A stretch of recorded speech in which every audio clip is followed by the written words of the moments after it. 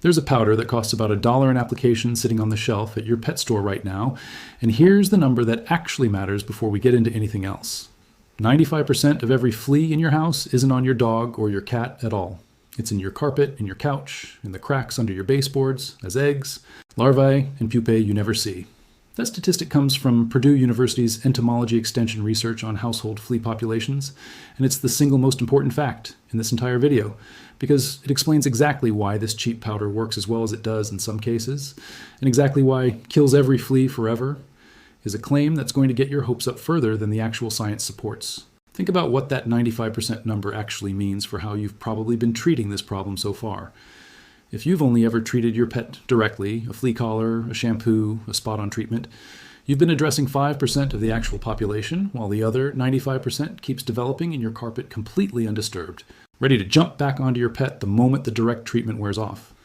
That's not a failure of the products you were using. It's a mismatch between where the treatment was aimed and where the actual problem was living the whole time.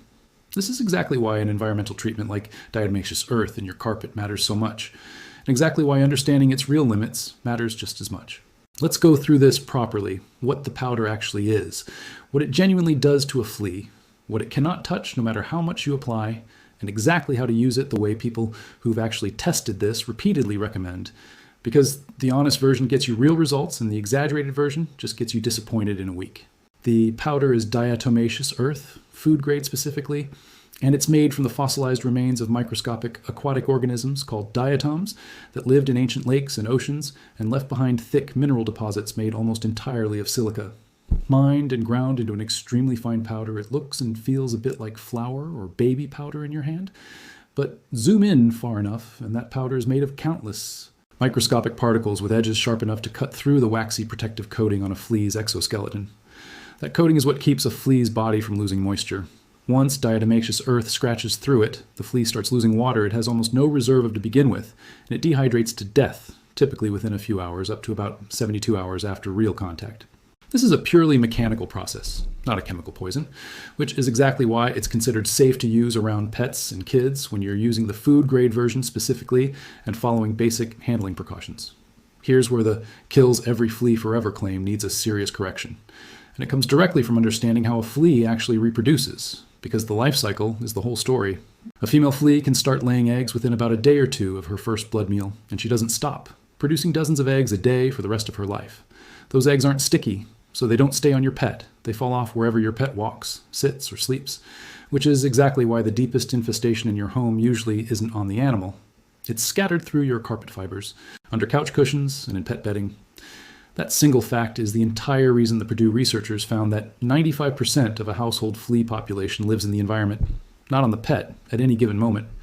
Diatomaceous earth is genuinely effective against adult fleas and reasonably effective against larvae when conditions are right, dry, undisturbed, with real direct contact against the powder. Independent testing cited by several pest control resources puts kill rates for adult fleas in dry conditions somewhere in the 90 to 100% range, which is a genuinely strong number and part of why this powder has stuck around as a real recommendation for decades, rather than fading out like most miracle claims do. But here's the honest limitation. Multiple veterinary and pest control sources agree on consistently. Flea pupae, the cocoon stage a developing flea goes through before emerging as an adult, are protected by a tough outer casing, specifically built to shield them from exactly this kind of environmental damage. Diatomaceous earth largely cannot penetrate that cocoon, which means a pupa sitting deep in your carpet fibers right now can simply wait out an entire diatomaceous earth treatment, sometimes for weeks, and emerge as a fully capable adult flea afterward, completely unaffected by the powder you applied. This is exactly why veterinarians who are cautious about recommending diatomaceous earth as your only flea solution have a real point. It's not that the powder doesn't work, it's that it doesn't work on every single stage of the life cycle, and pupae in particular are functionally immune to it by design. Thick carpet is its own separate limitation, and it's a purely physical one. Diatomaceous earth needs direct contact with the flea's body to do anything at all. In a thin, low-pile carpet, powder worked into the fibers has a real chance of contacting fleas, larvae, and eggs living at that level. In a thick, plush, high-pile carpet, a meaningful portion of the powder can simply sit on top of the fiber tips without ever reaching all the way down to, where fleas are actually hiding deeper in the pile, which is exactly why pest control sources specifically flag deep carpeting as a scenario where this treatment underperforms compared to a hard floor or a thin rug. And then there's the same weakness that limits Diatomachus earth against every other insect it targets: humidity. Once relative humidity climbs above roughly 60%, the powder starts picking up enough ambient moisture that its microscopic sharp edges get coated in a thin film and stop cutting effectively. A humid climate, a recently mopped floor, or even just a particularly muggy week can quietly take a treated carpet from highly effective back down to nearly useless, which is exactly why this isn't a one-time forever fix. It's a treatment that needs to be reapplied on a real schedule, roughly every 10 to 14 days according to sources that specifically study breaking the flea cycle this way, precisely because you're trying to catch new fleas emerging from pupae that survived the first round, and because humidity and vacuuming both compromise the powder over time, regardless of how well you applied it initially. So here's exactly how to use this correctly, based on how people who've actually run this treatment repeatedly in real homes describe doing it right. Start with a real, thorough vacuum of every carpet, rug, couch cushion, and piece of pet bedding in the house before you apply anything.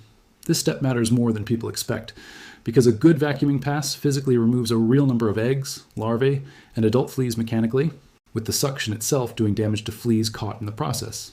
And it also fluffs up carpet fibers, so the powder you apply afterward can actually work its way down into the pile rather than sitting on top of it.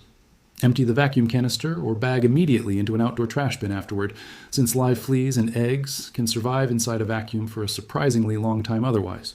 Once the carpet is vacuumed, apply a thin, even layer of food-grade diatomaceous earth across the entire treated area, working it gently into the fibers with a broom, a rubber-bristled brush, or even a clean towel to make sure it settles down into the pile rather than staying on the surface. A light dusting is genuinely more effective than a thick pile, since a heavy clump can actually let fleas walk across the top of it without full-body contact, defeating the purpose. A simple duster bulb or a fine mesh sifter sold specifically for this kind of application gives you an even coat without creating a visible cloud of dust in your living room. Wearing basic gloves, and if you're sensitive to dust, a simple mask during application isn't overcautious. It's just sensible handling for any fine powder, food grade or not.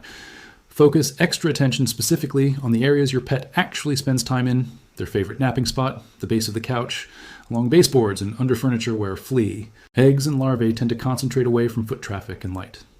These low disturbance zones are exactly where the powder has the best chance of staying dry and undisturbed long enough to work. Let the powder sit for a minimum of 24 to 48 hours, and for a heavier infestation, extending that to a full 2 to 4 days genuinely improves results, since it gives the powder more time to make contact with fleas as they move through the treated fibers, rather than killing only the ones caught in the first few hours. Keep pets and kids off the treated area during this waiting period, and if you're working in a poorly ventilated room, a basic dust mask during application is a reasonable precaution, since repeated inhalation of any fine powder, even a non-toxic one, isn't something you want to make a habit of. After the waiting period, vacuum the treated area again thoroughly to remove the spent powder along with the fleas it's killed, and dispose of that vacuum bag outside immediately as before. Repeat this entire cycle roughly every 1 to 2 weeks for at least a month, sometimes longer for a serious infestation, because you're not trying to win with one application. You're trying to catch each new wave of fleas as they emerge from the pupae that survived the previous round, gradually breaking the reproduction cycle, rather than eliminating it in a single pass. It's worth being honest here that diatomaceous earth applied to your carpet is only half of a complete flea treatment, and most of the sources that have genuinely tested this repeatedly say the same thing. You also need to address your pet directly, and this is where diatomaceous earth is genuinely not the tool most veterinarians recommend. Several veterinary sources are fairly direct that they don't recommend applying diatomaceous earth to an animal's fur or skin at all, since it can be drying and irritating with repeated use, and its effectiveness against a flea already living on.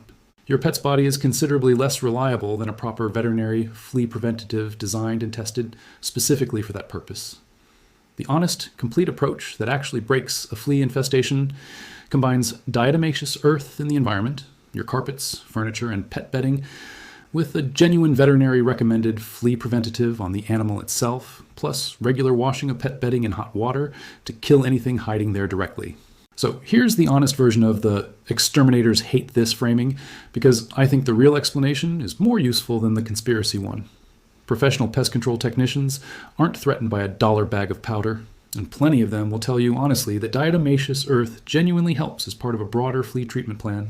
What they're not going to tell you, because there's no dramatic hook in it, is that a serious flea infestation One that's gone on for weeks or involves multiple pets usually needs more than a single household powder to fully break the cycle, specifically because of that pupae resistance problem I mentioned earlier. That's not a suppressed secret. It's the actual, occasionally unglamorous reality of an insect with a life cycle specifically built to survive exactly this kind of environmental disruption. A licensed pest technician's real value in a bad infestation is combining an environmental treatment like this with a growth regulator that specifically targets the life stages diatomaceous earth can't touch, timed correctly across multiple visits to catch each new generation as it emerges. There's also a simple business reality worth naming honestly, without turning it into a conspiracy. A pest control company that sells you a single treatment and never comes back doesn't have much of a business model. A recurring service plan? Time to revisit your home every few weeks specifically to catch new flea generations as they emerge from surviving pupae does. That's not evidence of a cover-up. It's just how a service business built around a pest with a multi-stage life cycle naturally ends up structured, and it's the same reason a lawn care company sells you a season-long plan instead of a single visit. Understanding that structure doesn't mean the service has no value. It genuinely does for bad infestation. It just means you're paying for consistent, correctly timed follow-through more than you're paying for some ingredient they have. And you don't. If you're dealing with a mild to moderate flea problem, this dollar powder, applied correctly with real vacuuming before and after, real patience across multiple 2-week cycles, and a genuine pet-safe treatment on the animal itself, is a legitimately effective, safe, and inexpensive part of solving it. If you're several weeks into a serious infestation that isn't improving despite consistent treatment, that's exactly the point where getting an actual professional involved, or talking to your vet about a proper insect growth regulator, stops being an admission of failure and starts being the genuinely correct next step. The same way any real treatment plan accounts for the limits of its own tools,